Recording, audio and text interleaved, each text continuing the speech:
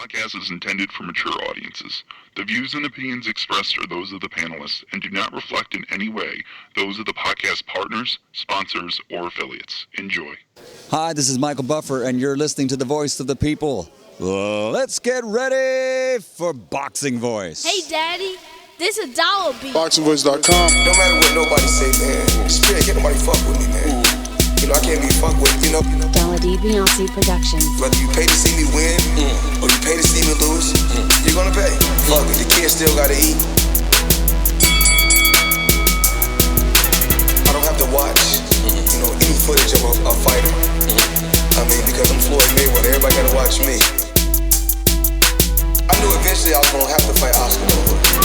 I feel like he was straight up and down, no special effects. BoxingVoice.com. How can Canelo have the biggest deal? Your deal was for $300 million, and I made $350 million just in one fight. And you're fighting on the app. BoxingVoice.com. I'm a king, okay? I eat a feast. Every time I eat a feast. And when I get up from the table, I don't give a fuck who get the leftovers. At the end of the day, follow my green print. Dollar D Beyonce Productions. BoxingVoice.com. Ain't no other sight in the game to see the Boxing Voice. Welcome back, ladies and gentlemen. Welcome back to another edition of the Boxing Voice Radio. I'm your host, Nestor Gibbs, joined alongside Mario Monguilla in Corpus Christi, Texas, and we're back to discuss the welterweight division and a future welterweight contender in that division. We're talking former WBO 140-pound champion Maurice Hooker. Rumor has it, according to Michael Coppinger, that he is signed with PBC. And it's going to be a multi-fight deal. And really the question is, does he eventually get that Earl Spence fight before Terence Crawford? Or does he not take it because they are good friends, right? Is he going to be content fighting the rest of the PBC welterweights even if Earl remains the big fish? But I'm very shocked by this, Mario. I'm shocked. That's why yesterday, we talked about it late because it broke late, and I just felt like it wasn't enough. We need to really unpack this. But yeah. A lot to unpack. I mean, some of the stuff that we know, just that alone, the fact that he could be fighting in his first fight, Joselito Lopez, is what Coppinger is reporting. And that fight's being, explored, quotations. So, that it might be likely, but just the connotations and the innuendo associated with the move, associated with that specific type of fight, associated with, the who he's trained with, who he's worked out with, who his friends are, where he was before, those opportunities that he essentially is passing over. We always talk about when a fighter leaves PBC and how that's a reflection on PBC. And I don't mean me and I don't mean you. I mean other people that are, just looking to start drama. But it's always brushed under when it's like a guy who goes to PBC. It's like kind of just assumed why they did it. In this case, there are a lot of assumptions, but there are also a lot of question marks. So, yeah, man, we can unpack this however way you want it, champ. So first thing I'm going to say is I tried to get an answer to a small question that I have, but I haven't been able to. I haven't been able to accomplish that in time at the time of this live show. Before we went live, yeah. But I hope that maybe Stonebone can help us with that. Because I don't know. What's the question, champ? The question is, I'm sorry. The question is, does Bomac advise or manage Maurice Hooker, or is he simply just a trainer? And the only reason that I ask is not because I heard anything, but more because we know that Bomac has been branching out into that, and, he advises and manages a few guys. So I wonder, does he advisor manage Hooker, because that would make.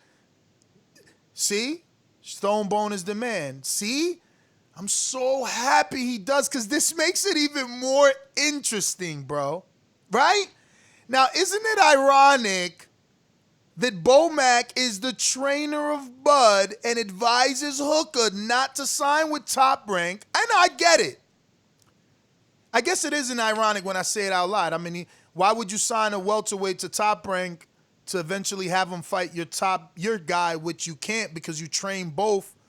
But at the same time, if you're on Top Rank, that's who you've been working with. You can strategically move him. I don't know. It just makes really,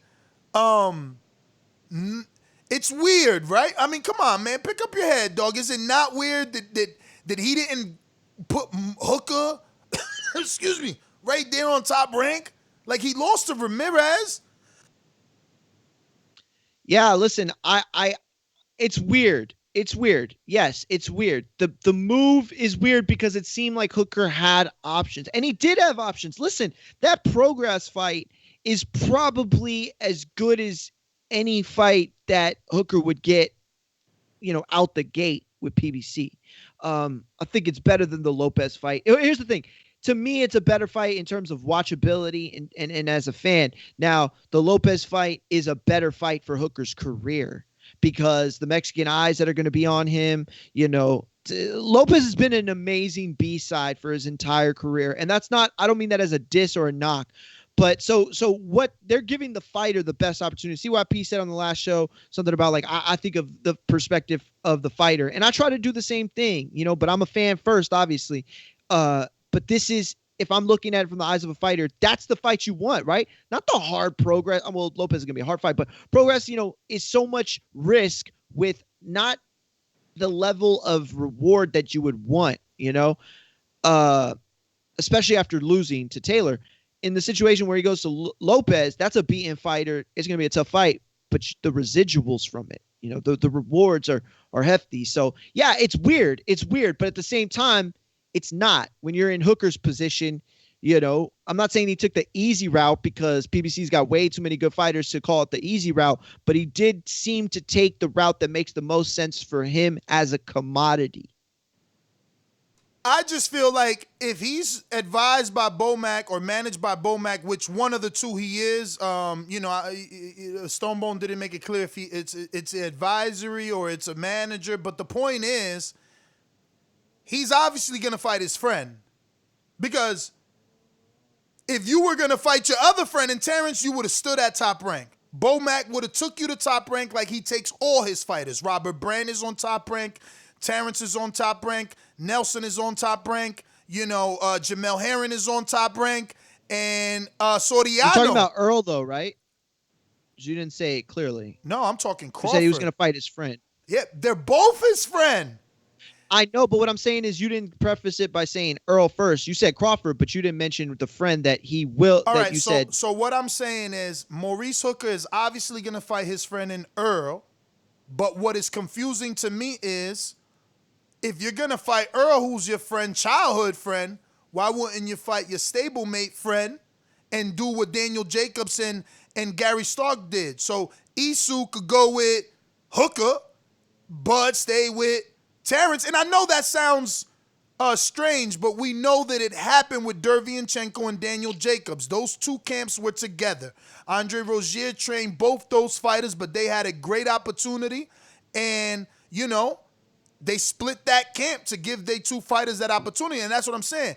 If Bomac, why'd he steer him to the Earl route on PBC, multi-fight deal with PBC, when that's his friend too?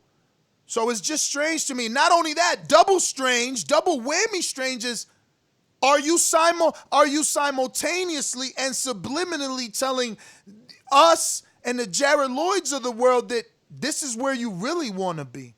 That this is where the welterweight action really is at. That if you were free to leave, you would also take your other welterweight to this side of the street. The side that you guys say don't exist. This is insane. This is insane. Listen, This is the thing, though, and this is where I was coming from. I wrote down a couple notes as you were talking to. I help further my point, but this is where I was always going to come from. Okay, when you brought this up last night, I was a spur of the moment. I didn't get a chance to really settle on it and think about it. Then I did that, right? So then this morning you came to me and or you came to the pre-pro and you said pre-pro. We got a few ideas for shows today. Immediately, I knew that wasn't going to let this show go unheard. Like, we had to do it because I think that this is clear that Hooker said to himself, there is a difference between my friends in Earl and Bud. This is the top of the food chain. If I won at 147, one of these guys has to be on my radar. Obviously Pacquiao as well, but I got to get one of the big guys in the ring. There is a difference between being friends with your stablemate and being friends with a guy outside of your stable. I think it's much harder to pull the trigger on a Terence Crawford fight. So if you're in a situation where you're locked outside the that side of the street, right? And you know that you're never going to get a fight with Terence Crawford because y'all won't fight each other. And I'm not saying that. I'm just saying, like, that could be the reason. Then, of course, you go to PBC. Of course, you go to the place where you actually would fight the friend because of that difference. Because he is, he's not your stablemate. He's just a friend. You got to have a goal. You got to have a target. People fight. People play sports. People do the things they do for the ultimate goals, the rewards, the job promotion, the championship game, the title fight, all that stuff. This is Maurice Hooker setting the apple. This is him betting on himself. By the way, in a PBC situation where you miss your opportunity, guess who you miss it against? Big fights with Danny, big fights with Thurman. There's so many different roads he could go that keep his career moving forward. And Lopez is just a taste of what it looks like they're going to do for Hooker, setting him on a course where he has an end goal. He didn't have that over here. He didn't. And, and Progress fight was a great fight, but let's be real. That was a Progress fight. Hooker was the B-side. Who's the B-side in this situation with Lopez if that fight gets made? Obviously Lopez has the bigger name. Obviously Lopez is going to bring the crowd, but I feel like Hooker could be the guy that they're setting up for the win. Like, that could be how they're seeing it. I don't know, though. I mean, for Hooker, he just made the right decision. And for all the reasons that we make dozens and dozens of hourly shows about Crawford coming over here. I mean, I've seen posts the minute that this broke, right? And you do the hashtag for Hooker, you'll see side by sides with him and Prograis, with him and Ennis, Joselito, Earl. I mean, people are matching him up. His options are limitless. All he got to do is win. Does he get those top guys? Is there a possibility that he gets the Michael Hunter heavyweight treatment at Matchroom and be sent to PBC and only fight Joselito Lopez, and he beat Lopez and he gets an Ennis. And they make him an opponent. And he gets an Ennis, and he beats an Ennis, and he gets an Urgas. Oh, I get it. I get what you're saying. Not really getting those top, or do they let him spread his wings and really soar to the top? Having to force his opportunities versus him just being handed opportunities. I get that. For him to get Lopez out the gate, though, to me, that feels like they're putting that stock into Hooker just as much. That's a coveted fight. Lopez is a great fighter and he makes fun fights, but let's be real. He's not the most talented fighter in that stable. I'm not calling him a soft touch, but I definitely am saying that he gives you an opportunity to do two things. One, he gives you the opportunity to win and have a credible opponent on your resume, or B, he gives you the opportunity to lose, but have the kind of fight where even in a loss, you can take away from it, right? You could still get something like Victor Ortiz. This is going to be a bad example, right? Because Victor Ortiz was being set up to fight Canelo on the back of Lopez, right? However, what ended up happening was Lopez won. Yeah. But even in defeat, Victor Ortiz was still, talked about. Yes, it was because of the upset, but it was also because of the eye. They had a war, is what I'm trying to say. So both men's profile benefited to a degree. Lopez much more, but Vic still took some stuff out of that. Big Supermax kicking them when they down, saying Bud Light and team looking real bad this week. Hashtag man down. Then Javier Caputillo, the trainer out of LA, says it's a simple decision maker. PBC has the best welterweights right now and probably will for a long time. They keep picking up good competition. So thank you to both of you guys. And yeah, we do have some other news that maybe if Mario's available, we'll be triple ranging like CYP with another one on another big, some breaking news. Really, it's just breaking news. I mean, and it's a fresh breath of air to see PBC signing people again. It's felt like so long since we've gotten a signing from them. Am I right or am I wrong? Yeah, feels that way. But I think it also feels that way because of the situation that we're in, the pandemic and just the way that business isn't moving the same. I hear you, man, but I feel like Top Rank posting signed. All these guys, Dargan just signed, or Dagan, with Prince and with Top Rank. Yeah. They signed Rosario with Top Rank. And I'm not talking Jason. I'm talking Olympic trial or Olympic team member, one of those guys that were supposed to go to the Olympics, and because of COVID, everybody's just they flipping a switch. And Top Rank is picking up a lot of action. Future too. They're picking up stars of tomorrow. This is a good signing for PBC because of what Hooker wants to be. That being said, can Hooker be what he wants to be? How far do you see him getting in that welterweight landscape that is the PBC welterweight landscape? What do you mean, though? Like, I don't understand. How far? Saying, like, where does he fit in now or, Hooker, where he could get? Well, I'm saying this is a good signing for PBC based off of Hooker's decision to become a welterweight. So they're adding another welterweight to their mix. Now I'm asking you, can Hooker become what he wants to become, which is a true welterweight? Do you see him beating those guys at PBC? Like, can you see him eventually getting an Earl shot? Can he get through that forest of welterweights on the PBC side to see Earl on that throne? There's a lot of dudes out there, bro. No, on that side, I don't think. Listen, I don't think he's. Man, like, I don't want to be disrespectful. Look, I don't know if Hooker's going to be able to climb the ladder the way that if this was Bud Crawford we're talking about, right? And Bud signed to PBC, it would, first of all, it would send the internet crashing, but it would be like, where's the road to the top? I don't even know if Hooker has that. Message. So Bomac hit me back, and he did confirm. So shout out to Stonebone being truly plugged in, champ. I appreciate you even more now that you listen to the show every day. You're like a plug. But he said all, which technically you can't be all, but that means that there's one less. So that means that there is no advisor or there is no manager, and he is one or the other.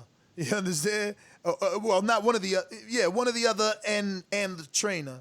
But that's a beautiful thing because that shows that Bomac, Jarrett Lloyd, maybe now you can call him by his name because you can see that with his business mind, he sees that landscape on PBC as being lucrative. I mean, look, if you're Bomac and you advise these two welterweights now, and Terence and Hooker, and somehow you could get them both an Earl shot, What if the route and trajectory for Hooker is simpler to Earl because he's from Houston, right? Isn't Hooker from Houston, guys, or from somewhere in Texas? That's why Earl knows him. So maybe they can do some sort of hometown fight. And for Bomac, it's like Robert, I'm in there I'm in there with that guy now. I'm in there with Earl. I'm in there with Derek. Let's see my opportunity with him. He's from Dallas. Thank you again, Stonebone. So, again, making that fight with Earl a big hometown fight. And now for Bud, yeah, but more Brian, he's got an opportunity at that champion. Probably not with who he wants to go in there with, but he got an opportunity. So he's got familiarity when he comes back if he needs to, if they don't get the job done with Hooker, with Bud. You get what I'm saying? Yeah, I get that. And, he might end up getting trainer of the year or manager of the year. If you can get Hooker the fight with Earl and then turn around and get Crawford the fight with Earl, you getting a green belt from the WBC and you getting a nod from the world, what's it called? Is it World Boxing Award Association? WBAA? It's WBAA, yeah. World Boxing Association Awards. Awards, yes, awards. And those are the most prestigious, right? Like under that, I don't want to call them that's the most prestigious to the writing community and to the people that it is. Not YouTubers. You're right. Yeah. It's big on old meter. It's big on old meter, but I'm sure Brian. Old meter. That's a good way to put it. I'm sure Brian would love, like, I don't know, you would have to look it up, but what's the Nat Fletcher Award? Like, they got all these little nice names for their awards with the BWAs, and it's like $500 a plate, and Floyd shows up. Like, that's the most prestigious award ceremony boxing has, and then TBVs. But yeah, the BWAs is the biggest thing, bro. Like, everybody comes black tie. God's been blessing me, bro. I was invited. There was only 4 reporters, and I don't even remember who. I think Ellie probably was one. And then 2 New York paper print dudes. And bro, I got invited to one. That's when Bradley was. I actually got invited to a few, but the one that I went to was when Bradley got right off of the Ruiz line. One of the ones I went to was Bradley got off the Ruiz line fight. Boy, my man was punchy. My interview is out there, and you can see how small he is compared to me. My man is super duper duper duper small compared to me. What? That's all. Well, no, I knew it was short, but I'm just saying, like, compared to you, what was it, like and half a foot? Like a foot? Hell, more than a foot, it feels like. But I think that that Matthew Macklin and Gennady hadn't fought each other at the time, but they were signed to fight, and they both was there. And Macklin was looking like, I swear Macklin was, because he had the all-black suit on, then he speaks with the UK accent. He had the little, the Abnemar's lick to the right haircut, where you comb it, but you got the part. And then he, with the accent, is like straight James Bond. It was like, with the low taper with where they make the line. Well, back then, it was the comb over back then. That was a few years ago now. Okay. It's still like the gentleman's cut, yes. I guess you could say, right? That's why. Yeah. But, again, back to this very interesting news, man. So the rumor, where are you picking up this rumor? Because I seen it in the chat develop yesterday about Joselito being the potential Hooker opponent. How solid is that? Who's saying that? Because Coppinger is saying this. Is he saying that? Coppinger is saying that. He has the Athletic Report did have that peppered in there. And there are a couple people that have come out on Twitter since then, notable and respectable names in the industry that have backed that claim based off of Coppinger's report. So I'm not sure if they went out and got their own or if they just spoke with Mike and he kind of broke down the logistics. Right now, fights got to make sense for them to happen under these conditions. And from everything I've read, this fight can make sense under these conditions. This is a doable fight. I don't know if a Lopez, Danny Garcia would be able to be made under these circumstances. I don't know if a Lopez, I was going to say Garcia, a Lopez Pacquiao fight. Like, I'm just throwing shit out there. I'm just optimistic, a Hooker man. Lopez fight can happen, I think, under these circumstances. I just like that we confirm that Bomac is the manager, so that means he's now talking to those guys.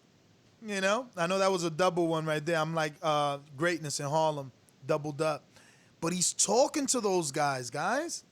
He's literally now has to negotiate, you know, with maybe not directly with Al, but Sylvia, Sam, you know, anybody. But now he is talking. No Bob, no middleman. Now he can start to build the relationship. Maybe that ice can start to melt. So the rumor, if not, let me double check this because I'm being told that Hooker Lopez is rumored to be on the Spence Garcia undercard. That would be dope, except it's like, wow, no crowd in PBC doing it like that, like doubling up a Texas two Texas natives, like if they really could sell. Not only that, making a decent undercard. That's a decent undercard, and that's what we need right now if you're going to sell us pay-per-view. I think that's great news. You know what I mean? Yeah, listen, I think though, it's not a bad spot. You know what I mean? Coming out the gate, it's not a bad spot. I think that it settles expectations. Like if you were to come out and give Hooker prime time, like it's just one of those things where it's like enough belief that you want to roll him out, but not an over, like not too much. You know what I'm saying? You're not throwing all the glitz and the glamour to promote. Like, you know, you're keeping it within the boundaries of what to expect, I think, from that kind of talent, right? And so they're still showing belief in him without, you know, gambling so much that they take a hit on some, you know, network or show or whatever. You know what I'm saying? But I like the fight. I think stylistically it's a good fight. Listen to me. This is going to be a fight. I wonder if there's any opening odds. Rob, could you help me see if there's any odds out there? Because there's no way there's odds.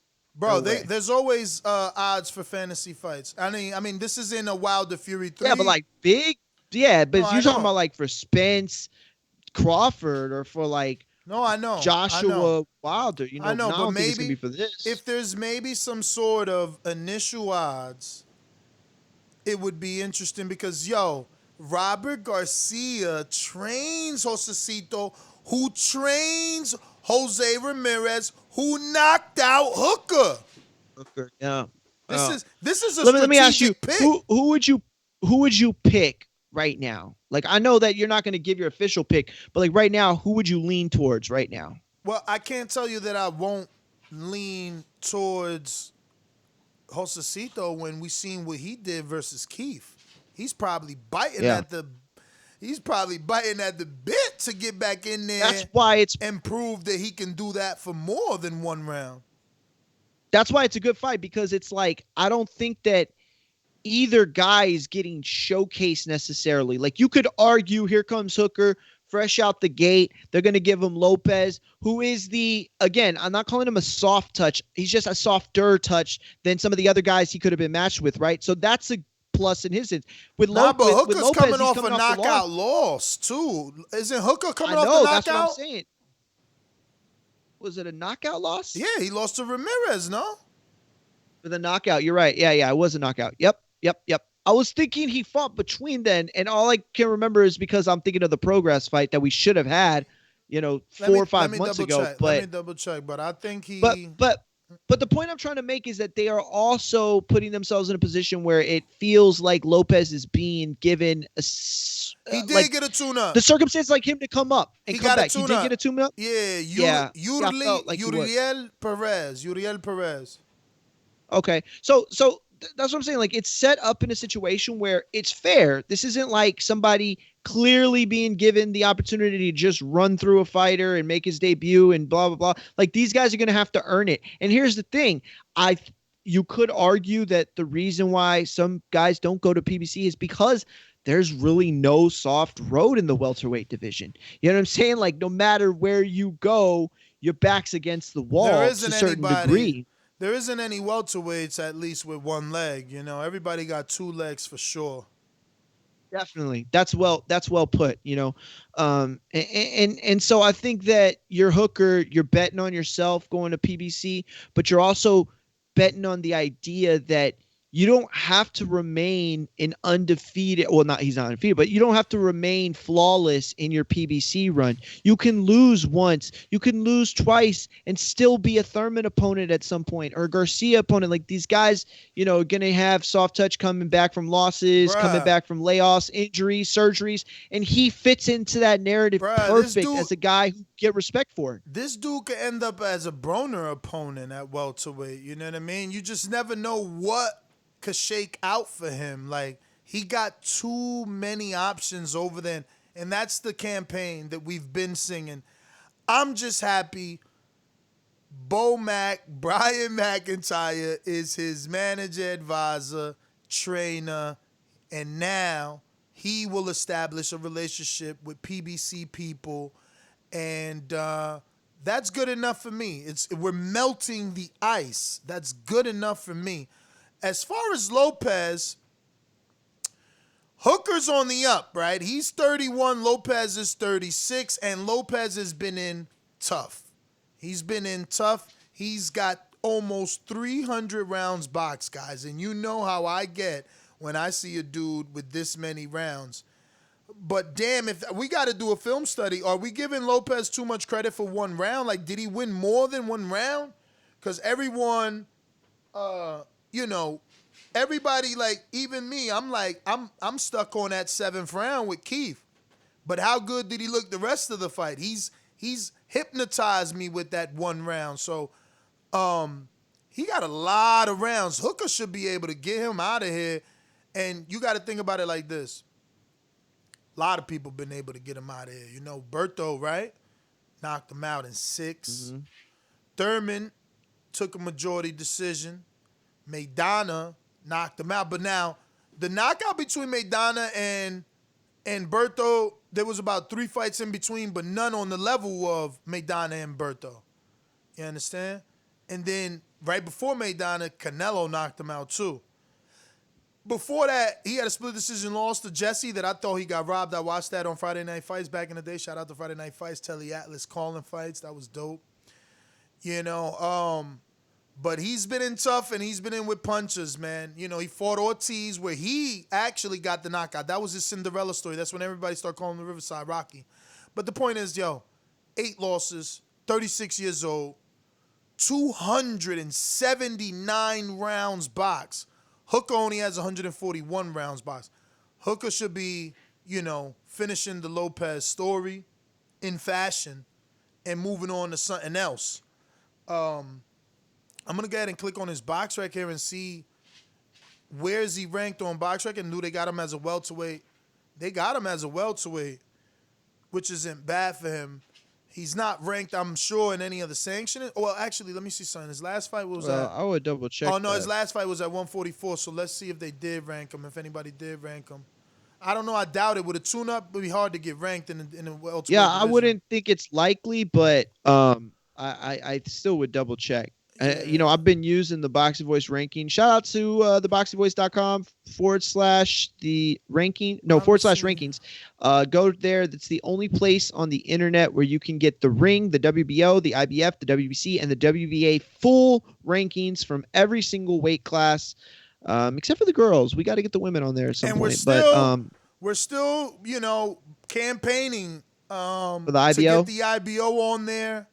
Just to continue to have all those names and make it simpler to follow these divisions. Box Live.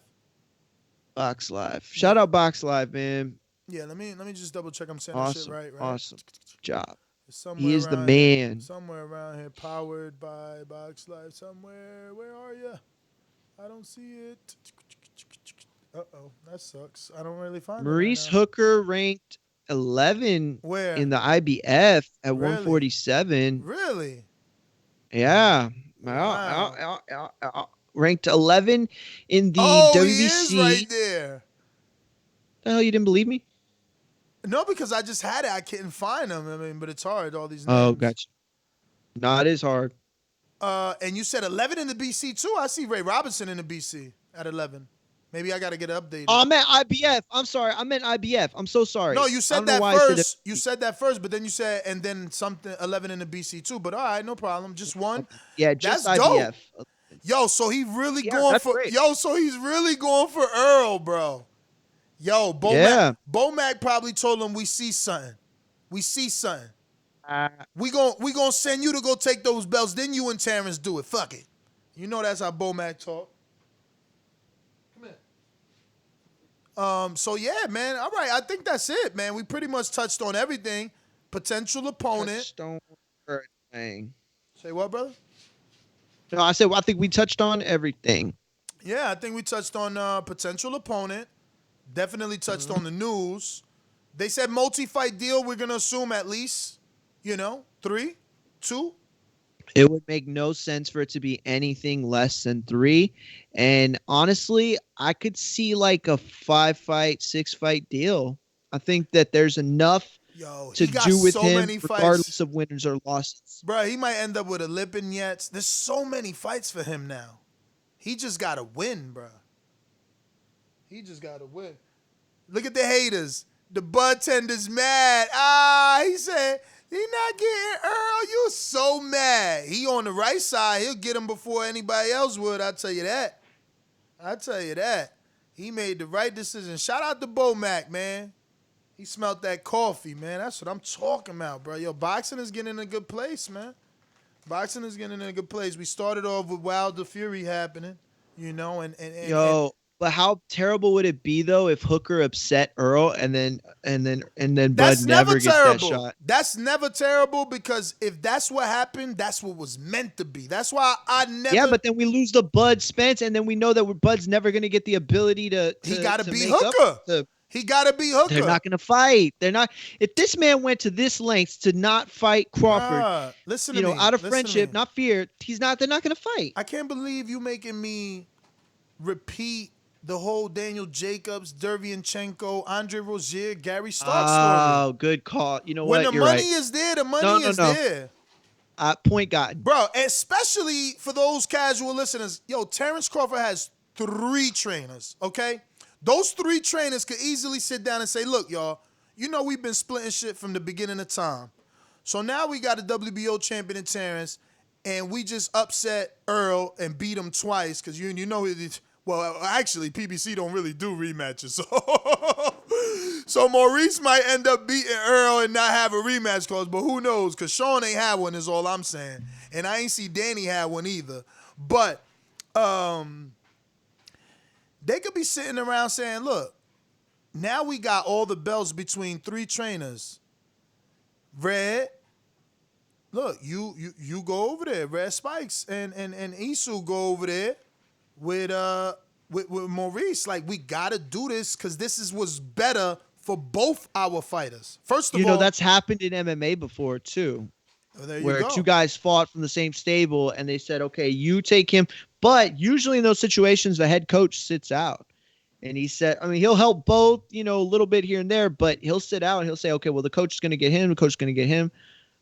So many people mad saying Hooker versus Spence. Now, I don't understand. What do you think that Hooker can't win the fights to get to a Spence? Or, that would be the only argument I would see. I don't see any other argument. I want to hear that. I don't see any other argument why he wouldn't get the fight other than him not. Algieri got a Spence fight.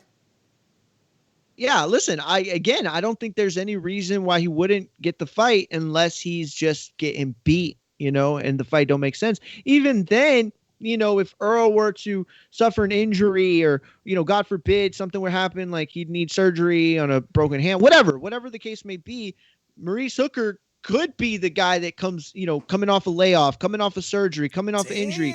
Those type of fights make sense. And I think that he fits in there really, really nice. Bruh, how Earl do Pacquiao so dirty in the BoxRec rankings? He trumping Pacquiao by like almost 300 points, him and Crawford. He's at 800 and something points, Crawford and Pacquiao in the 500s. I thought Terence was number 1 on BoxRec. When this got updated, that's crazy. Really? He's passed him by 300 points. I'm screen sharing? Not yet. Let me screen share. Boom. Crazy. That's a huge. And even Pacquiao being number 3, like with all those star fights he's had, how those guys overtake him? Yeah, Earl at number 1, Crawford number 2, Manny number 3. I respectfully disagree with this list. Because of course you do, because you have Crawford, but this is how it belongs. This is how it belongs. Except that it could be argued that Pacquiao should be number 2 because of his win over Thurman. Listen, I would have Crawford at 1 and Pacquiao at 1 before I'd have Earl at 1. Wow. Now you wonder why he don't answer your text.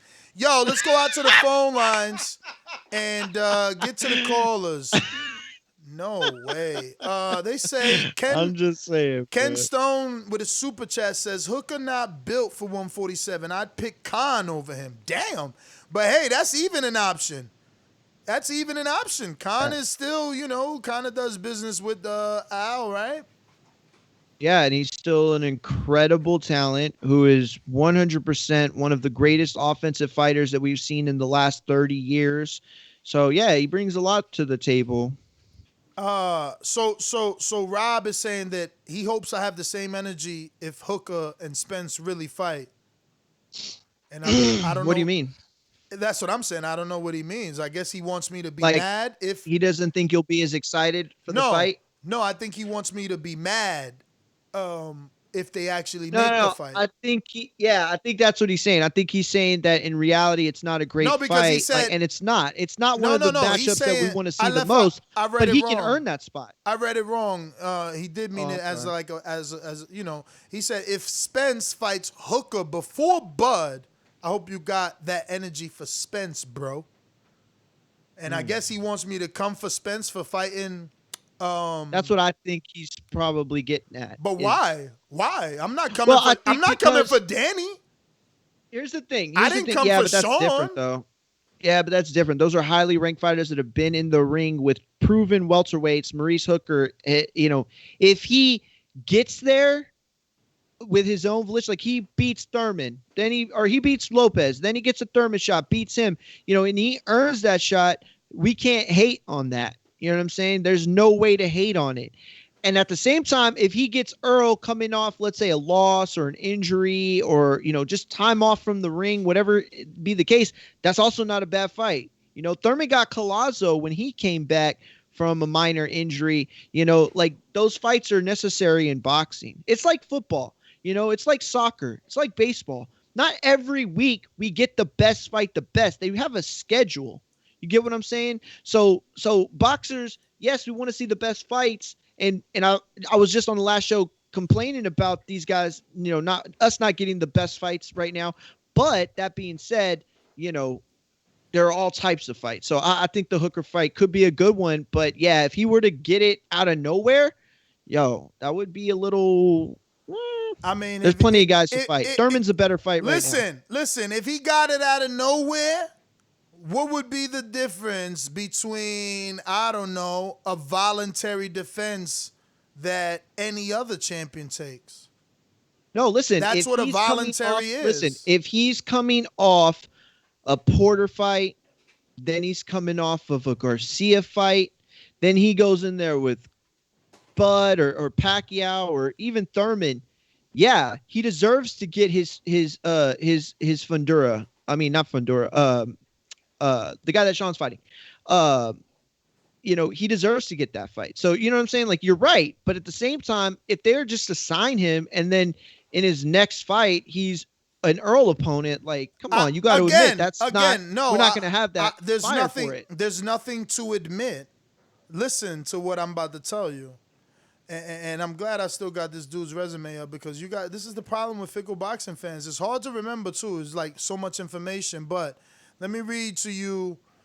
His last 3 opponents would be Garcia, Porter, Hooker Garcia, or Spence. Spence.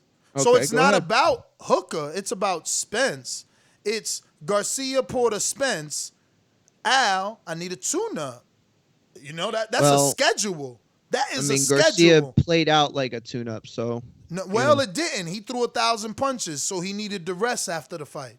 He also told us post-fight, in retrospect, no need for him to lie because it was retrospect and he won the fight by wide margin. He said, I suffered making weight. I didn't struggle, but I took off 35 pounds. And then he told us I took off 35 pounds in the Shawn fight. So, again, if he beats Garcia and wants a softer touch. Exactly, a softer touch like a Joselito Lopez for Thurman or like an Andre Granados for Danny, I don't see why that's wrong. And you're saying on the opposite side that Crawford has had too many of those types of fights he now needs. Okay. Yo, Earl is through the ringer, and that's what most Earl fans call in to say, like, my guy is taking the punishment fighting all the tough guys while your guy just waits for the opportunity. Okay, but I don't want to turn this into like a crazy debate or anything. I'm just going to make this point. You can react how you want to react. If you who just 10 minutes ago, if that, said that in your mind Earl Spence is the number one welterweight, shouldn't you then hold him to a different standard then, right? So then if Bud's not your number one welterweight and Bud doesn't deserve that spot and Bud, isn't that guy, but then Earl is, then shouldn't Earl have more tough fights in between the soft touches? No. So that a Hooker fight coming off of a Danny Garcia fight isn't logistically make as much sense? No, because see, my energy is always the same. When Anthony Joshua needed a tune-up, I wanted him to get it. Wilder needs a tune-up, I want him to get it. Whoever needs the tune-up, I'm always the guy there to say, give him that tune-up. That's always me. Okay, I'm going to say it like this. You are consistent with your logic, but your intensity and your energy aren't always consistent. Yesterday's show, you were extremely adamant about the Thurman topic, okay? And there are times where you come and you bring the same logistics and the same idea and the same concept, right? You hold the same values and morals, but you present them differently for certain fighters, I think. And I think that's fair to say. I think you'd agree with me.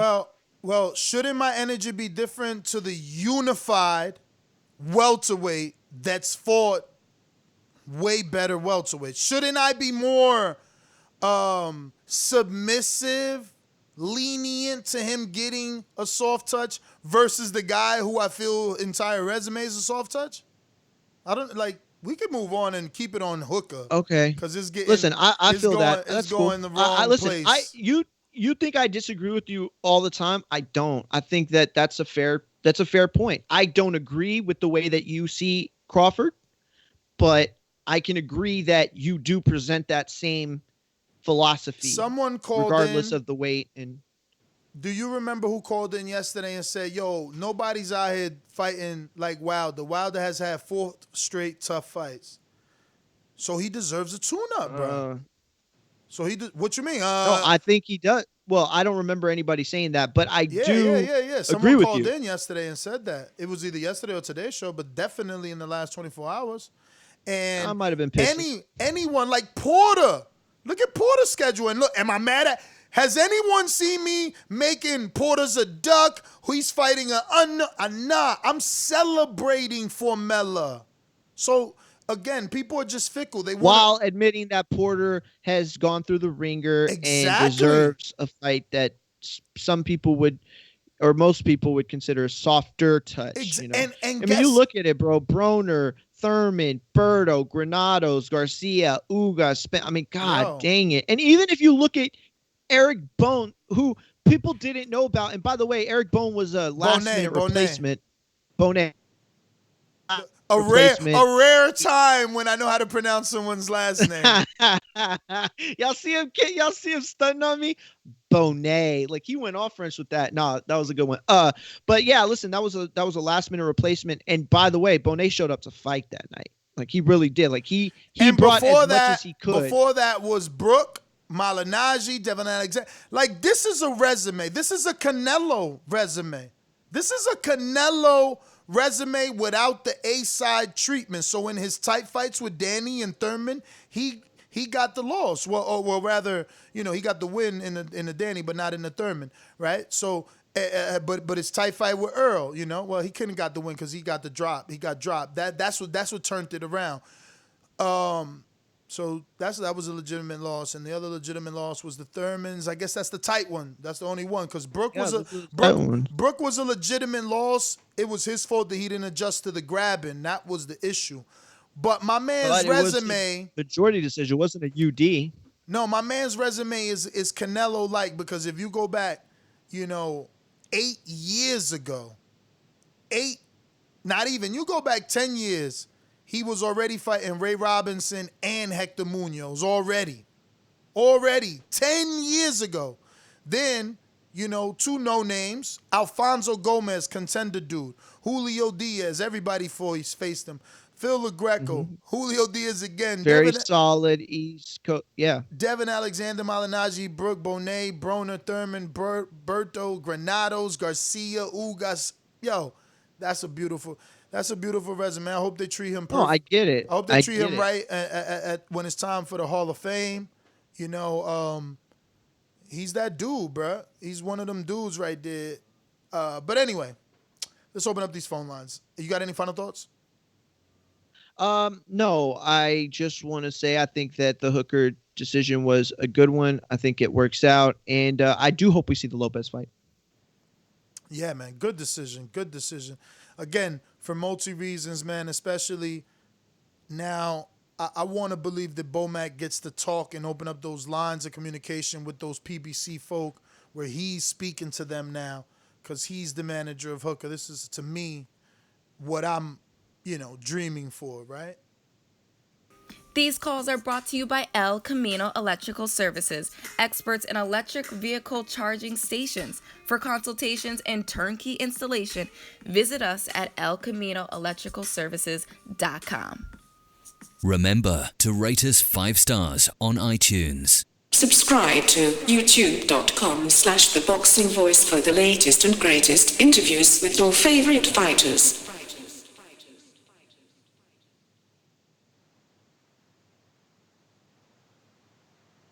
Stone Bone, what up, champ?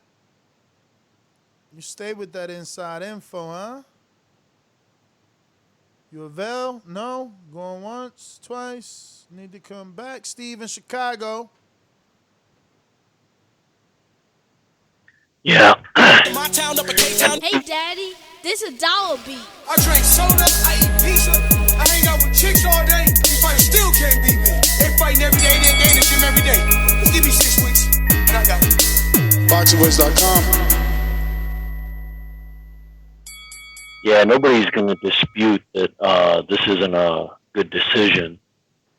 They'd be crazy to dispute that. But my thing is, I just want to see the fight. Is this Lopez thing a done deal? Nah, I wouldn't say that, but the rumors are indicating that that's where it's going. Because that'll be, he'll earn mad respect from me, if he wins that. And if, let's just say hypothetically he did, Ennis is in need of a step-up fight. That would be great if he won to pair him up with the winner of that. If that is happening, because they announced a fight with them, but it's like TBA. So I agree. That would be a good fight. I'm telling you, so many opportunities. We got a lot of good fights still, but I'm willing to give Hooker a chance. Let's see what he can do. Agreed. There's a lot of drama in that. If he does do Lopez, there'd be a lot of drama there. A lot of drama. What do you mean if he does do Lopez? If he wins? No, like if it happens, just if it happens, because of the trainer situation. Yeah? Hell yeah.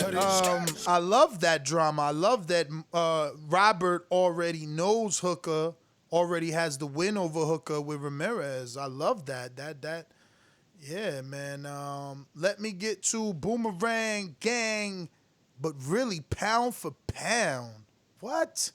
We might have to mix this up, man. The champ is here. The champ is here. Red belt, black belt, WO and green. I'm king. Undisputed GOAT, TBE. And you can catch the news first on TBV. Voice of the people now let me speak. Scientists of the sweet, BOXING. That should be hitting, champ. Yep. Yo, TBV, what's good? You can hear me? Yes, sir. Oh, cool. Man, I actually got off early today, so I figured I'd see if I get lucky and the show was still on. So I don't really know what y'all talking about. We talking about Maurice Hooker signing a multi-fight deal with PBC as a welterweight, and Bomac and Stone Bone have confirmed that Hooker is advised and managed and trained by Bomac, which means Bomac made that deal happen or has some sort of say in it. And yeah, it looked like he might be getting that Earl shot before Crawford do. I look like that. That's what I'm just saying. It looked like that. Oh, word. That is some big news, man. I'm happy to see what with COVID going on at the boxing world. Not only finally got up and moving, but they still shaking stuff up. So it's still some fights, that can be made and on the horizon. So that's always good to hear, man. I like Mo Hooker, man. It was sad to see his loss against Ramirez, but it was still a good fight, man. So I appreciated it. And I can't wait to see what he does with the PBC, man. 147, that's already a stacked division, especially on the PBC side. So is that why y'all was saying Lopez, is that Joselito? I'm assuming? Yeah, that's the rumor. That's being reported. Yeah, that's the rumor that his first fight is going to be Joselito Lopez, who's obviously trained by Robert Garcia, who obviously trains Jose Ramirez, who obviously knocked out Hooker the first time at 140. That's a good fight. That's a good look too, man. Especially coming into 147, man. That'd be a good one to see. Cut it. Yo, I did give you extra because I felt like, yo, how do you cut a pound for pound off like he's a regular boomerang? You know what I mean? Intrigue, what it do? Buenos dias. Which one did he say to go? I got 10 Intrigue intros, fellas, and he sent me a new one. Hold on, let me see. Didn't you send me a new one? I thought I got an email from you. Is there a new one? There it goes. Nope, this Stainless. Stainless sent something. Let's see what Stainless sent. Damn, I can't adjust it here. I'm going to have to drag and drop. All right. Yo, wouldn't it be crazy if Progress and Hooker, who were supposed to fight on Dazn, end up fighting on PBC's and BBC? Well, I mean, yeah, it would be crazy. Don't touch it, champ. Don't touch it. It would be bad for Eddie to lose two dudes like that, but for Lou too, right? Lou. Listen, yeah. It would be bad for Lou, and I feel like Eddie. Listen, here's the thing. It's not. I'm sure Eddie would be disappointed, but it's no skin off his back. He's got plenty of great fights, so it doesn't matter. But that said, I was thinking more about it from the fans' perspective. Like, at least we still get the fight because I really like that fight. I do. I really, really like that fight. It sucks that we didn't get it. Yeah, well, I mean, cross your fingers, champ. It ain't over till the fat lady sings. No disrespect to all my big girls. Watch out for the big girl. But yeah, it might not be over. It might not be over. There are more shows to do.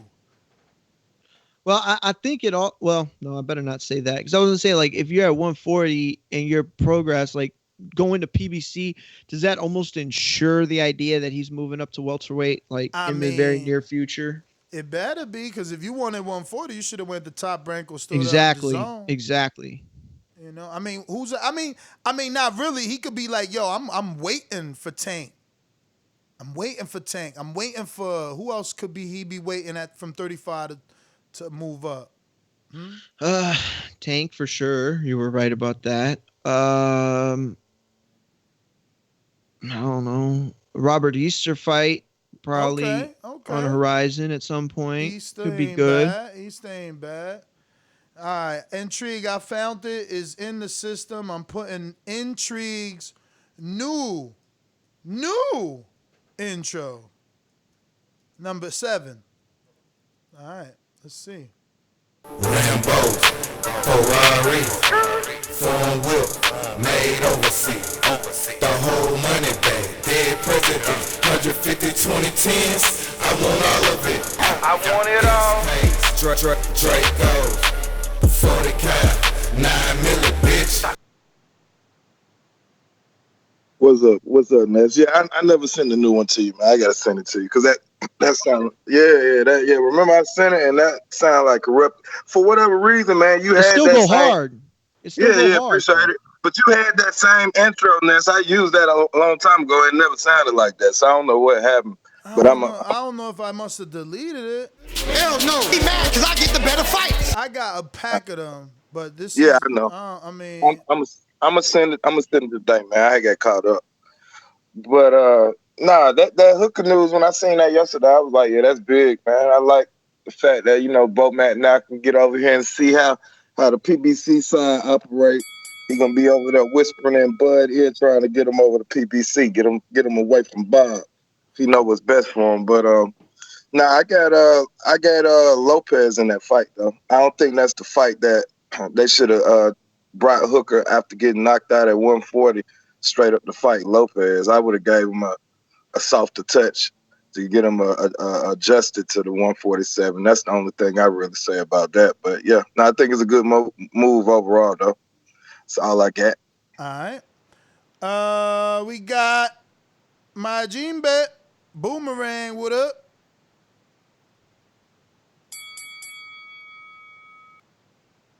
Just listening. Majid. Florida. What up? Everybody needs to like the video, subscribe to the channel, help him reach his next goal, and join Patreon for something. But yeah, man, them coming over to PBC, I like that move or whatever. I'm just waiting for them to have one more addition to that little circle. You know what I'm saying? And then we'll see what's real. We about to find out what's about to happen, whether Hooker could get these easier fights with these better names, and that's just going to be a gauge for Crawford or whatever. Like, you going to know what you got to do by the end of this year based off of Hooker now, so hopefully he think about re-signing, buying out or something, because Hooker about to go against Lopez. Good luck on all that, because I think Lopez a dog. But yeah, man, just good shit for getting shit done, and that's all I got, man. All right. Majid, thanks for calling in. Lewis, what up? Luis, what's up? No, he dropped off. Lewis left. We got Lewis.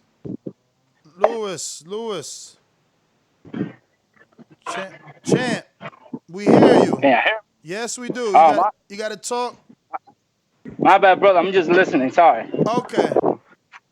We got JT, New Orleans.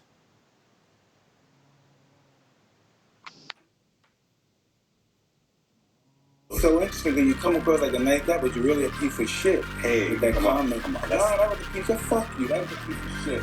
Rock, we're doing live TV. Man, I don't care. What you gonna do about it? I'll kill this mother. Why do you have to talk like that? Well, I'm talking to you the way I want to talk to you. You have a problem? Turn off your station. I'm the best ever.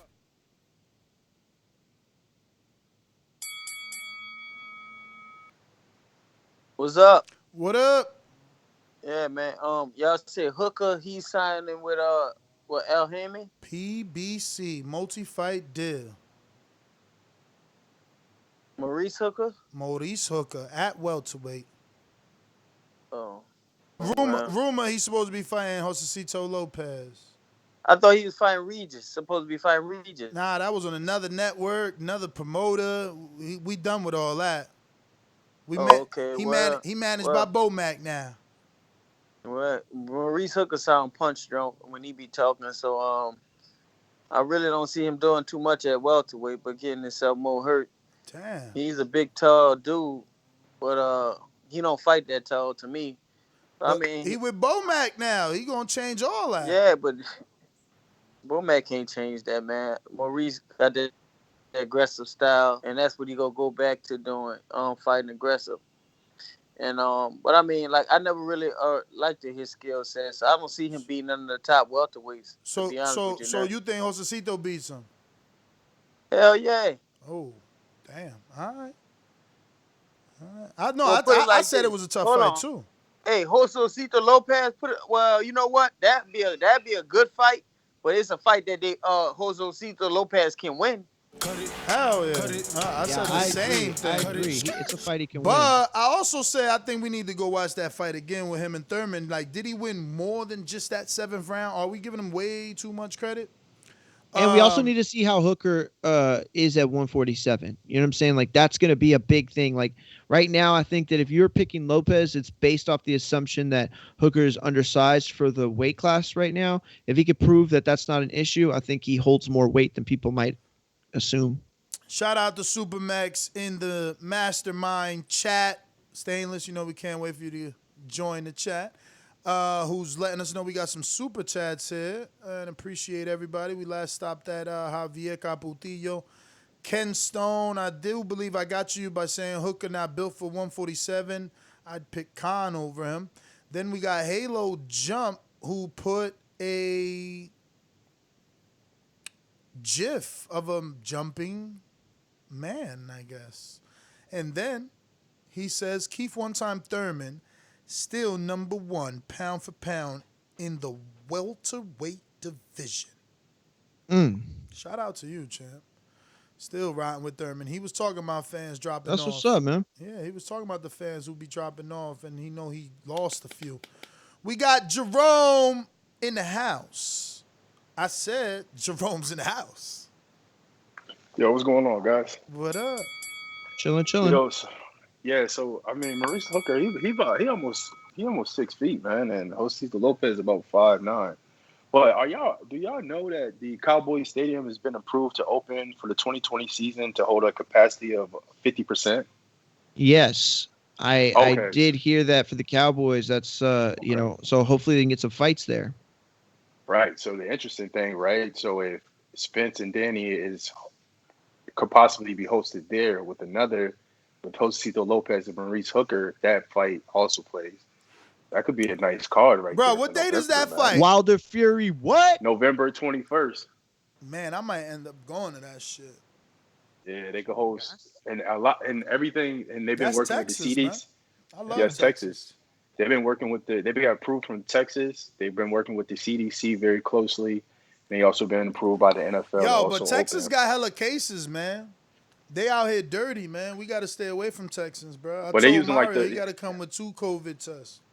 They're using the bubble concept, so they're going cashless. So a lot of people aren't going to interact with one another and that stuff like that. And you also will be able to tailgate as well. So you'll be able to use one parking spot. There'll need to be a space in between the other. It need to be a space and then another place. But also, what's basically what Jerry Jones is saying is that he's trusting people to be safe as well. Wearing masks, they're going to have policies set in place for people to use masks. They're going to have sanitizer and all that set in place for people so they can attend football games. And hopefully they host the Spence Garcia, because that definitely would be huge, especially with the pay-per-view that they have fans there. I think that's going to be a big thing. But that's all I have, fellas. Good call. Thank you for the reminder, because you're absolutely right. But Ness gonna be moving to Texas. Watch, like Joe Rogan shook up the world of podcasting and comedy. It gets too Ness hot, about bro. to shake up the world. It gets too hot over there, man. Y'all get like 108s, 114s. Your pool water is warm.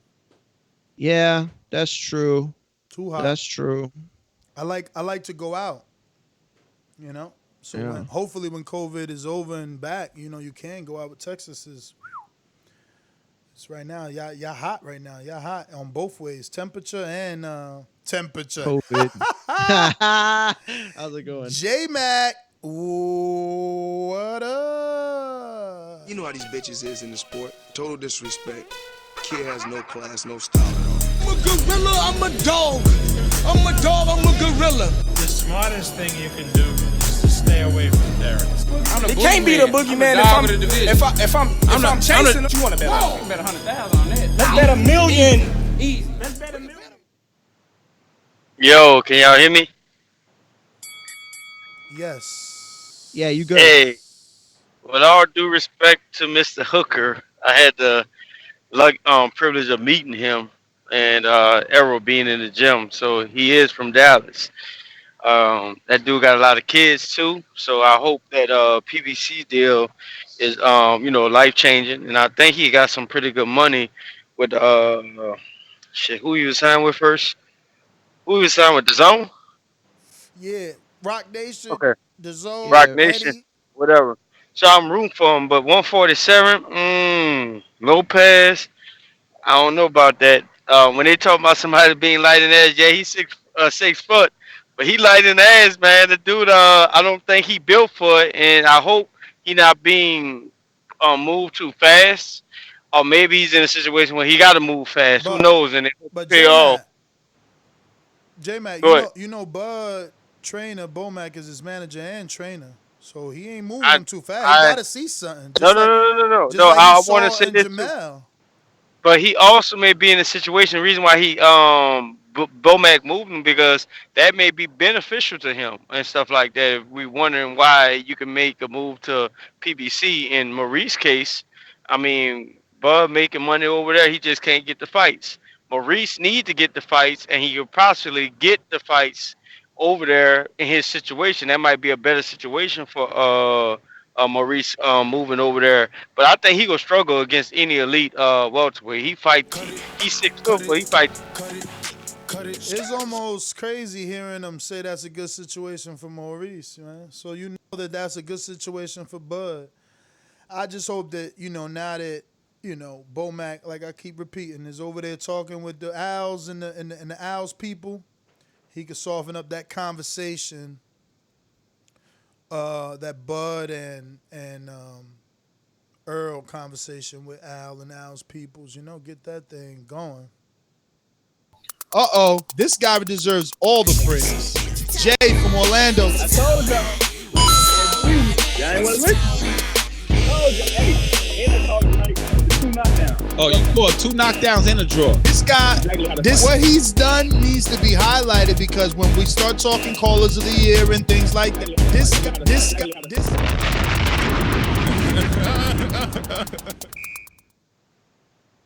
Peoples, what's good? Yo, man. It's funny listening to that, bro. I can't believe you called that. Did you ever bet on that like that, or did you just bet draw? I didn't bet no money because in Florida we can't legally bet. So like every time I played around with 5 dimes, like I never liked it because I have to choose to. You wasn't in LA for that?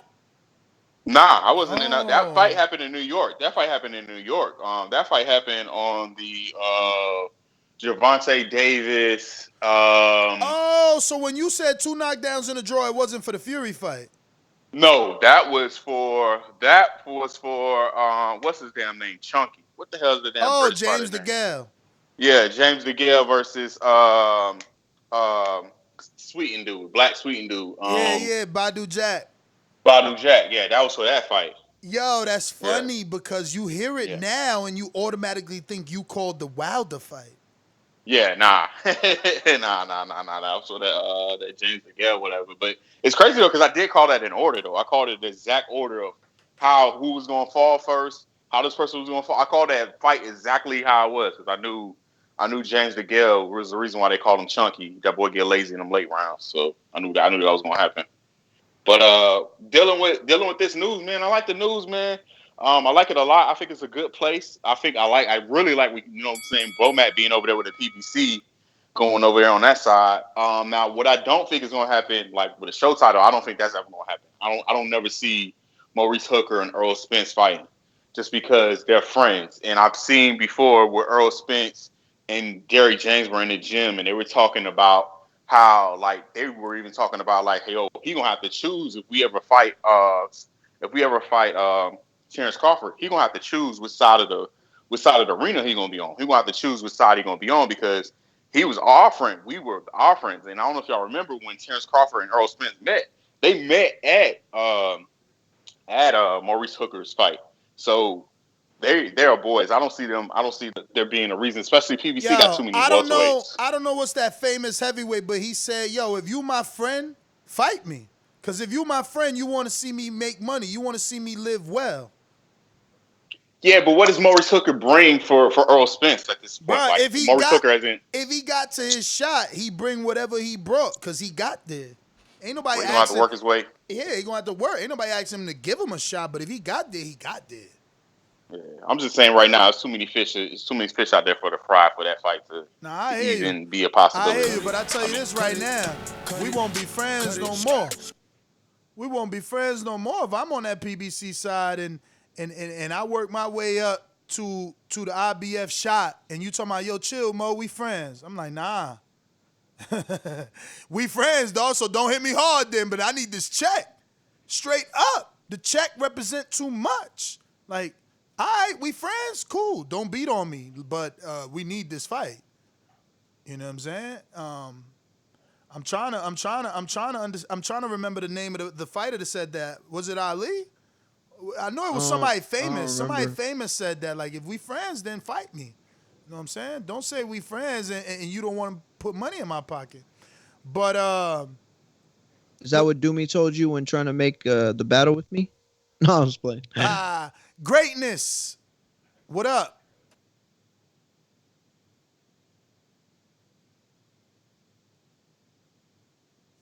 Ray in the Bay. Wait, actually, I think I just skipped. No, I went to all right, Benitez, James Benitez. Just listening. Trey in the Bay. Just listening. We gonna go to CYP. Always calling in. Yo, Mario. I heard you say that you believe that Dillian White could beat the top three. I'm speaking on White because it's his fight week, man. Let's talk about that, man. I don't think that he could beat Ortiz or Ruiz, and that's just my opinion. But let's just say I want y'all to give me your odds. What do you think the odds would be in a fight if he was to fight Ruiz tomorrow or fight Ortiz tomorrow? What would be the odds? Because if them odds are close to you, then he ain't beating the other three. You got to be able to get past them, dude. Certainly get past them two to be able to beat the other three. I mean, I think sometimes you maybe your UK love just gets you delusional sometimes. But man, stop it. As if he could just walk through Ruiz and Ortiz, but barely got through Parker, barely hanging on, and got dropped by Regis. Come on, man. Stop it. That's all I want to say. That's a fair point, but here's what I would say. Ortiz doesn't beat Josh. Like, do we know that for a fact? I'm not saying I would pick Ortiz in that fight. I'm just saying, do we know for a fact that Joshua wins that fight? So if that's the case, then you don't have to have huge odds in White's favor to beat a guy like Ortiz. And then we already know Ruiz beat a guy like Joshua. So even if he were to scrape by Ruiz, then he could still logically beat Joshua. So, those are the top three. I didn't say who he beats. I just think that at some point, top three win. I could be wrong. We'll see. But that's a good point. I get what you're saying. You're right. I don't see him dominating anyone inside of the top 7 or 8. But I do think he wins those fights. So if he can't dominate those, who's to say that he could beat the top 3? Yeah. So I get where you're coming from, but I believe in White a little more than most. Yes, you do. Caesar, Las Vegas.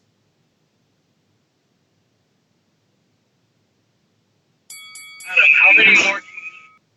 How you guys doing? All good. Two shows back to back. Appreciate you guys for the hard work. Let me take this off speaker real quick. Damn. All right, go. Okay, so Maurice Hooker going to PBC, man. I agree with JT. What JT was saying. I'm not too high on Maurice Hooker. I feel like there's a lot of dogs at 47, especially in the PBC side. And I mean, Joselito Lopez is going to be a super tough fight for him. You know, dude's got power, and I still think Joselito's dangerous for a guy like Maurice Lee. I mean Maurice Lee, fucking Hooker moving up. I mean, if you In put him Jesus' name. against like a dude like if you put him against a dude like Lipinets, I think that's also a super tough fight for him. You know, like I just don't think he has anything to do with the top dudes at 147. But hey, good luck to him, man, and hopefully he gets that money. But great show, guys. Thank you for the hard work. It's for life, baby. All right. I think that is everybody. We got boomerangs. We're gonna try trade one more time. No, going once, twice. J Mac, boomerang. Yo, can you hear me? Yes. Yeah, shout out to Mr. Intrigue and Mr. Keith Thurman with when Intrigue 10 intros and Keith Thurman 10 million and Maurice Lee 10 million offer and that $10 million offer that he offered asked to fight Spence back in the day. That's the lucky number. So I guess when we want somebody to duck a fight or just know they about to say some BS, all you gotta do is have the number 10 in your line. In Jesus' name, amen.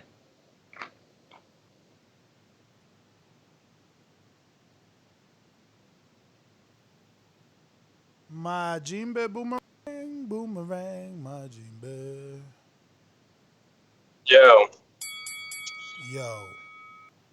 So this is the thing with signing on to where you have options, because I can easily see Pacquiao picking Hooker for his last fight.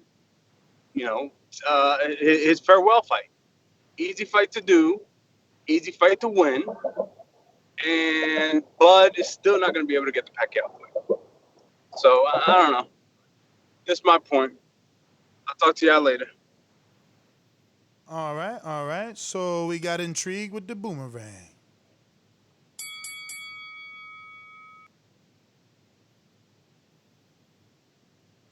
Intrigue don't want the boomerang. Stainless with the boomerang.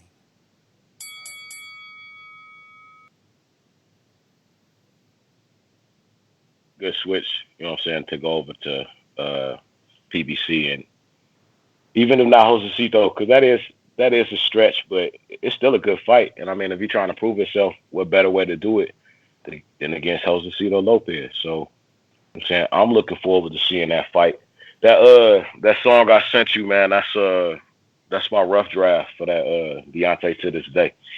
You know what I'm saying? That's number 5 on that mixtape. You know what I'm saying? Coming soon for Boxing Bar. So check that out when you get a chance. Let me know what you think.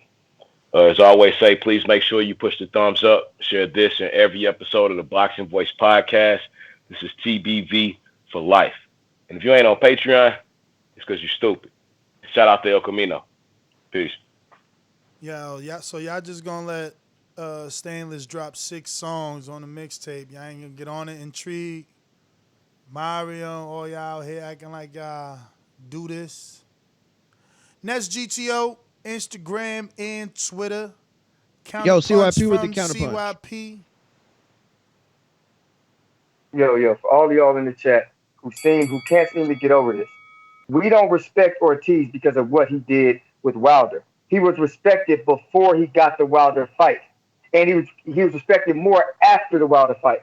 That's what shows you UK bums that you're not real boxing fans, because you seem to think everything has to be connected to Wilder. No, my man, Ortiz is feared and respected regardless of Wilder. Ask Eddie Hearn and AJ why they didn't fight him when they agreed to for the Vlad fight. Ask them why when they signed him, they still didn't put him up against nobody in their stable. Ask people why they never want to fight him. It has nothing to do with Wilder. Y'all need to let that Wilder stuff go and start looking at individual fighters for who they individually are. Stop being so biased that makes you a damn idiot. Y'all get exposed every single day.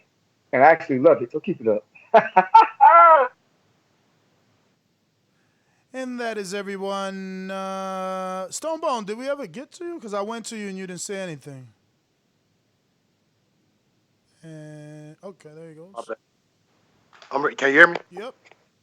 Yeah, my bad. When you came to me, I was in the other room with my son. I heard you on the TV. I'm like, oh damn. Yeah, to me, look, I feel like I'll never be a hater. I don't know Mo as much as I know some of the rest of the guys. I met him multiple times, but listen, if he in the top 15 of your sanctioning body, what do that mean? You can be a voluntary. You just can't fight nobody in the top that ain't ranked in your sanctioning body. So if they do a Texas bout, Mo get that couple million, go and get that money. And Ness, also you know that Bomac and the management company is him and Bud's. So him and Bud manage Jamel, and if it's a fighter that's signed to Bud, them promotional company, Bud manages them because it'll be a conflict for Bomac to manage and promote them. So I don't know if they both manage Mo or not, but that would be interesting to find out. I should try to see what they go if he involved in that, but I'm pretty sure it's too close to be managing them where people be like, oh, you sent him to PBC, so you didn't have to fight him or something like that. So, but it's a good show, man. I hope we get that fight. I'm sitting here watching the fight. When Joselito hurt Keith, the punch stat was 114 to 38. So he was getting. It's not as if he was winning that fight when he hurt Keith in the seventh. Just remember that 114 to 38 is the punch count when he finally hurt Keith. So it's not as if Jose still, or not still, is as if he's some dominant fighter. So I think that's a good matchup. I think Bomac won. That's what I wanted to know too. That's why I said we might need to go back and watch that fight. Like, are we over assessing what Joselito did in that fight? We got another counterpunch from Mr. CYP. But before we go to him, I just want to remind our Patreons, we do have the betting show today at 5 Eastern, where we're going to present different parlays, different bets to hopefully make you money. Listen, we always have a theme for every show that we do, right? Untitled, beating the odds. Untitled, film study. Our main goal and purpose for that show is to make you money. We're not there to hype up our fighters. We're not there to, cap for anyone. We are there to make you money. So come and join us. CYP on the counterpunch. Yo, somebody chat with their casual asses. Who has a better resume, Povetsky or Ortiz? And my counter argument to that is, who has a better resume, Porter or Spence? What is your point?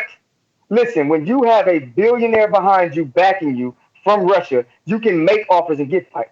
When you're a Cuban guy, a Puerto Rican, wherever you are coming from your country, trying to evade and become a free man, you move a little slower. See, that's something about the UK that I do not like. Y'all elitist mentality is weird because you're not elite. You don't have the most champions. You don't make the most money. Nobody comes there to fight you. Your favorite fighters are American. Your best fighter is named after an American. You guys tune into an American show to talk American boxing. Quit trying to put people down as if you're up. If you're up, then where the hell is the ground? If you're up, then where is the ground? Because y'all always saying stuff that don't make sense. Please, you don't. Cut it.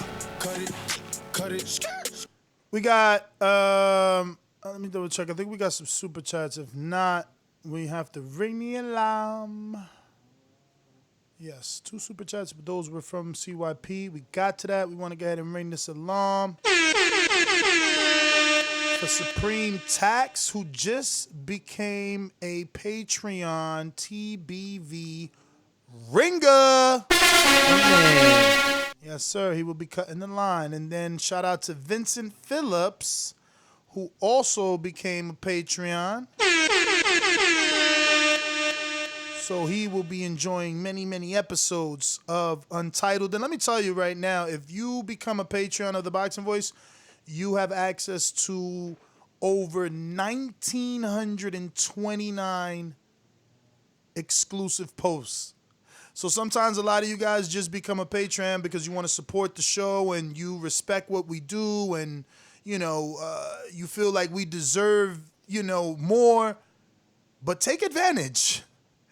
Take advantage. We're coming up on 2,000 exclusive, never before seen posts that are only for Patreon only.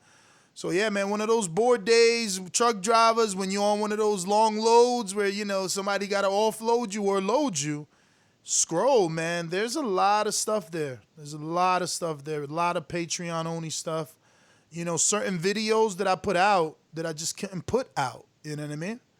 That I just let y'all rock out with. But Supreme Tax, we were just talking about you and the fact that you became a ringer. So, in true ringer fashion, cutting the line if you want to jump in, unless you just listening. All right. Stone Bone. Give it the Just give it the Stone Bone. Stone Bone. I'm going to give it the Stone Bone, but remember, boomerangs are the only ones that can give their call. Ringer cuts the line, but Stone Bone has helped us with this show with all the details. So, Stone Bone, take it away. Oh man, Ness, don't do it, man. They're gonna attack me saying I'm getting favoritism from Ness. I'm in trouble now on the back call, man. I'm the teacher's pet today. Hey, Yo, they know you my caller of the year. They mad. but I agree with you though, man. Listen, when Bomac he's a hands-on type dude. You don't think he like he was saying, he was the one trying to make the Regis fight. He was the one trying to put that back on with the change in the weights to try to help Regis, and he just said, forget it. Let's go to welterweight. And Eddie is the one who's letting a lot of guys go. It's a lot of guys who finna get some opportunities to go in different places and make some good money. So I'm looking at it like this, and I bet you whoever Bomac talking to, they like, we can get Bud that 20, man. Just come on over here, man. He can get 20 right now. You know what I mean? Like, anytime you get access to different people, I know Bob Aaron he know Bomac been managing people. He's Terence Crawford's manager, so he's Jamel manager, so they know how he deal, and they probably not happy about that situation. I don't think they put the money up for Mo. So if they ain't put the money up, Mo got big house, 7 kids, living good, had a good money deal with the zone, made a lot of money off of those fights. He don't need money up front. He can go and just say, all right, I'm gonna do it like this. So good luck to him, man. I hope everything work out for him. I hope he get the Joselito. I hope he get maybe a Keith or Earl fight. Whichever one it is, get it done. All right. Yeah, man. I like the way you put that. Super Mech said, did you already get, he said, give my boomerang to CYP. CYP. And then y'all say that he don't bring nothing to the show, but everybody gives him the call, a boomerang, a counter. Oh, man. That's a lot of shit, bro. You still ain't going to win Call of the Year. You had to hit me with the hate on the intro. Nah, I'm just saying Stone Bone he brings a lot. Nah. You going up against Stone Bone, you going up against Brandon, and then yourself. Then you got past guys. You got Info Joe, Stainless. I mean, those guys could get nominated again. Those JP won one too. But I'm sorry. Go for it. And Floyd Mayweather then beat 25 former world champions. What's your point? I'm money made. Everybody know the money's on me. If I want to be called of the year for 2019, which I already got, and you know that, I'll be called it for 2020 also, but I want J-Mac to get it. But if things heat up, if J-Mac rubbed me the wrong way, that's my brother, but he rubbed me the wrong way, I might have to steal that 2020 also. I'm thinking about it. But on a serious note, I don't understand this. Ortiz is 40. Povetkin's 40. But if you put Povetkin right now versus Ortiz, the odds would be Ortiz would be the favorite, in my opinion. But Ortiz is too old. He's too this. But Povetkin ain't. So make your mind up, people. Don't allow your UK hate to make you look dumb. What I want to do for y'all is what y'all start saying, I want it to start coming true. Don't just say stuff in the chat or on the show that doesn't come true. Like, start getting to the future realm where you say, oh, this guy sucks, and then somebody else says he sucks. Last but not least, I talk about Wilder more than any other fighter because that's my guy. But think about it. The UK cats talk about Wilder just as much as me, but they say they're not fans. Nah, we are all fans. All hail the king. Bomb Squad. CYP out. Real quick, wanna ring the alarm. That is for Calvin T. Calvin T. joined us on Patreon, and he will also, it looks like he's from the UK too. I'm not sure. Maybe not. I don't know. But you should be able to join us on all Untitles and Film Studies. And you are also able to go ahead and be part of the TBV Fantasy Pick'em League. Let me see. Let me read off exactly what you get access to, right? To help you and others. So, for pledging $5 per month, you... Oh, and we also have the annual button now, too. I know a lot of you guys have been wanting to pay for the year instead of monthly, you know. That you can do that now. It's not like I added that. They added that. You know, every day these companies grow. This is also a company that this guy was a YouTuber, this guy named Jack. He was a YouTuber, bro, and, you know, he went through all the shit that YouTubers go through, and he invented Patreon, and it's been changing people's lives ever since, right? That being said, the $5 Patreon pledge gets you access to our Untitled and Film Study Tuesday shows. You get access to the Fantasy Pick'em League, and you can, you know, get a chance to become the Grandmaster Picker. That name was chosen by our one and only Info Joe. Whoever gets them all right? So you could also join the Boxing Voices discussion, preview, and predictions, and all that good stuff on any of our Patreon-only shows. You also get access to Ask a Question, which is whenever we ask any fighter, like we forgot to make one for Summer Lynn today because, you know, it's hard to remember everything. But you guys can remind me. That's what the community page is for. DBX, you do a great job. Carlito hits me up on Instagram. Sony hits me up regularly. Look, I'm not perfect. I forget shit. I told somebody to remind me, and only one person reminded me. And actually, damn, we should have got him on right now. Let me check my messages. Dillian White's trainer.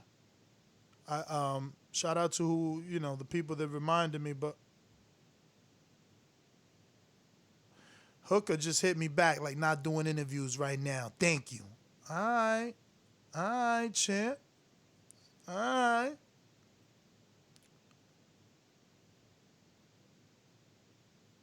Oh my God, don't tell me that. Word is Tony Harrison and Charles Conway. Oh yeah, because Conway drove all the way from Toledo to over here for a photo shoot with the whole team. And he stopped through and got work with everybody. But remember, Harrison was in town. I was going to meet with Harrison too, but he was leaving. He was only in town for 2 days. So the day that I seen him in Philly, which is not in town for me, I know that's 2 hours for me, but that's me tapping my chest, really punching it. It hurts now. But I was going to drive to Philly. Just to see Harrison, but he was leaving the next day, bruh. I wanted to see my man. That's my dog. CYP hates him, but we love him over here. Harrison, the Charlo Humbler. Yo, I think we got a counterpunch from Steve as well, is what 704 said. All right. Steve, Chicago, what up? Chicago. Steve? Yeah, I wanted to bring up one thing we're not talking about that is useful to the subject is that isn't it funny how these guys are leaving Dazn? And I just think, they came in the market, they went high, they got their guys, and I don't think it panned out for them. And, a guy like Hooker and some of these other guys, their exposure is going to be a lot greater on like a Fox or ESPN. Like, I'm not dissing them, but it seems to be what's happening. And it is facts that they are financially in trouble. And that article from Financial Times, which is their paper, that's from London, stated that they were looking, that billionaire wants out. And they're still looking for investors. I haven't heard or read anything that they found a replacement. So he wants out, the guy that fronted the money to them. He's not getting his money back. So it's just interesting to see the future, how many fighters jump ship from there, especially the American ones. Yo, bruh, it's like the good Lord don't want me to stop working. It's so much news out here. Now, this little story, it probably ain't a story like a show, you know, especially to my standards. Somebody gonna be like, yo, Ness, word is born, but you did that so-and-so story, but you won't do this. But let me see if I attach the A side to it. Is it big enough if the story involves Rolly? Guess Well, not. what is it? Guess not. I mean, Well, what is it? if it's I mean, big it's got to enough, depend on what it is. if it's big enough, then it's got to be a show. If it's not, then it's got to be a mention. Can't be. Yeah, but that's can't the be thing. You wasting got to a goal. Yeah, but it's a context thing, I think. My dog got the context. Like, you ain't took me out I since the just- last show. We got N.O. in New Orleans. Ladies and gentlemen, I'd like to introduce to you a young fella, and he comes from the Magnolia.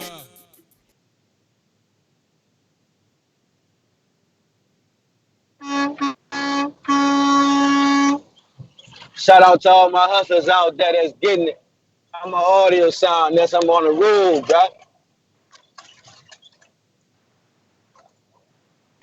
Yeah, you sound fine.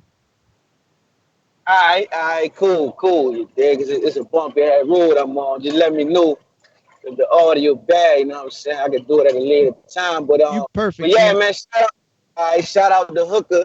You know what I'm saying? And I mean, shout out to Bomac, bro. Bomac, he moving and shaking. And what I like about it, he actually entertaining other companies and seeing what else is out there instead of just being in the box. You know what I'm saying? You never know what somebody else might be talking about, bro. So that might bring us closer to the Bud fight. That's what I'm looking at. If he talking to the people over there and actually seeing how stuff work on the inside, then you probably can see that's how this amount of money get paid to this fighter, that fighter.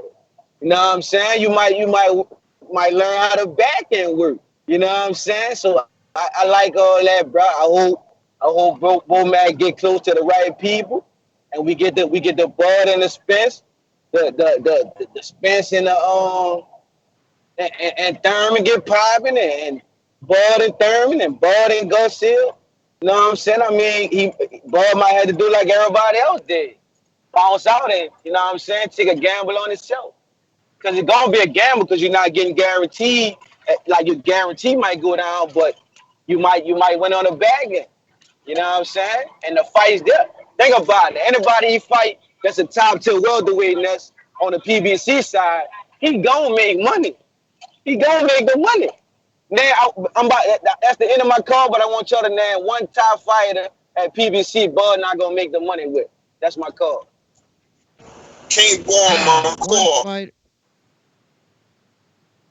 What? Wait, say that again.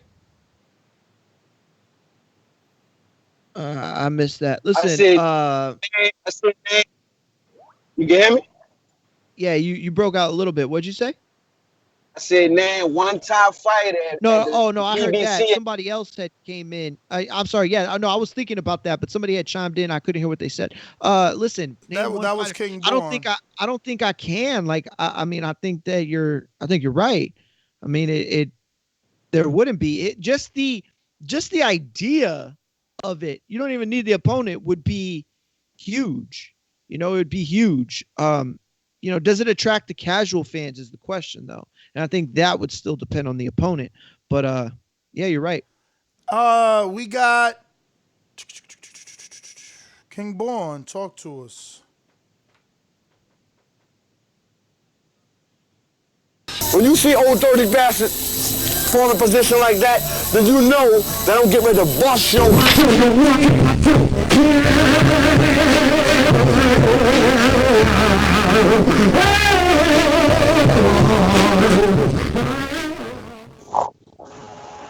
Hey, yo, y'all hear me?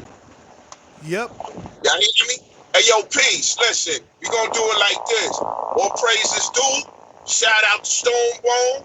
Shout out to Mr. CYP. I'm the rookie of the year, you heard? Now, let's get to this boxing. I'm gonna put it like this, man. Yo, it's a jailbreak, you heard? Everybody escape. Everybody out of there. Let's go. boxing getting shook up. I love that Hooker. I love that Bomac is putting things together, man. We never know what's going to happen, but boxing is getting stale, man, because everybody want to stay here and there. And look, Maurice Hooker 140. You know that man could go up to 147 and all that. He could probably mix it up with guys. Know what I mean? So like I said, man, yo, I love it. I love the fact that it's a jailbreak, and we gonna get some interesting fights. And yo, Stonebone, this for your man Crawford. I really believe before 2021, he gonna break away from Bob.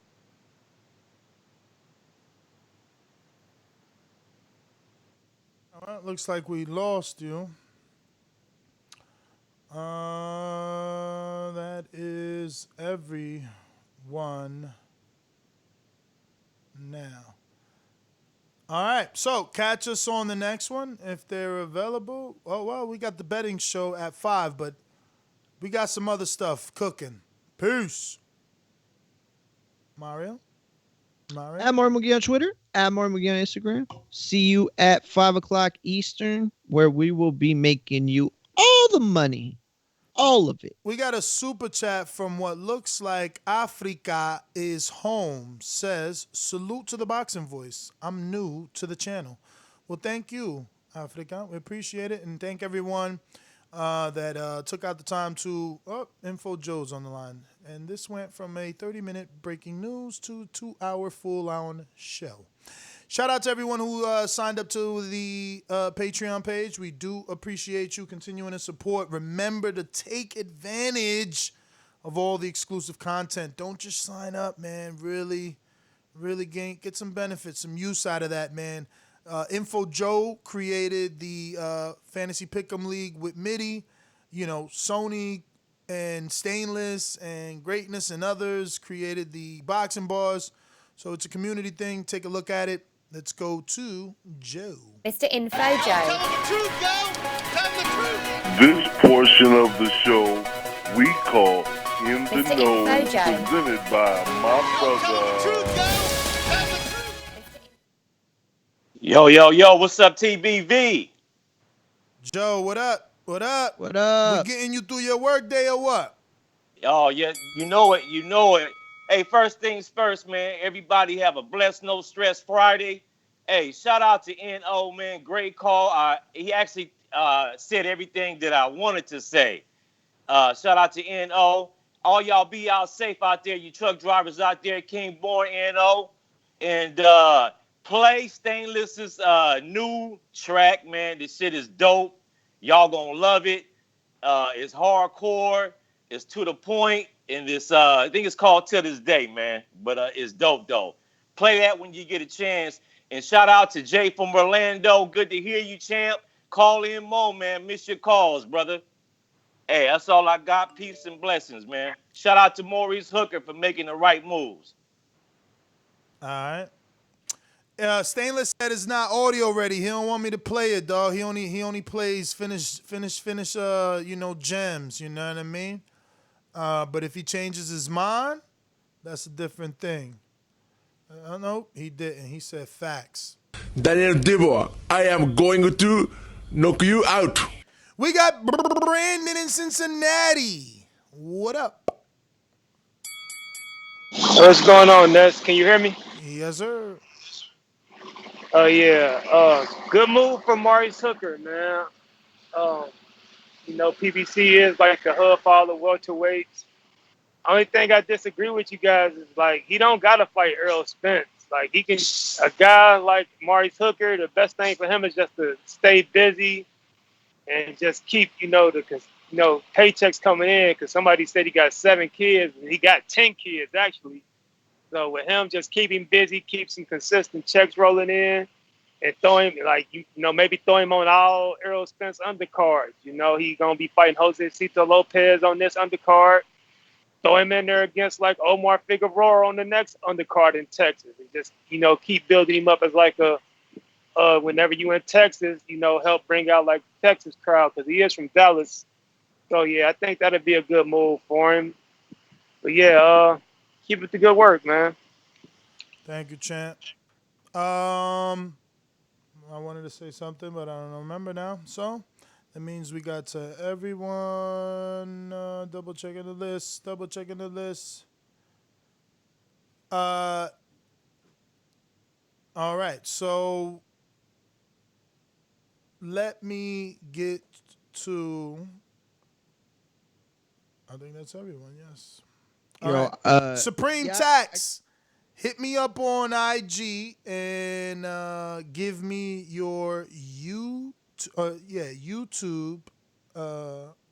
or Patreon. You can hit me up on Patreon and give me your YouTube URL. All right?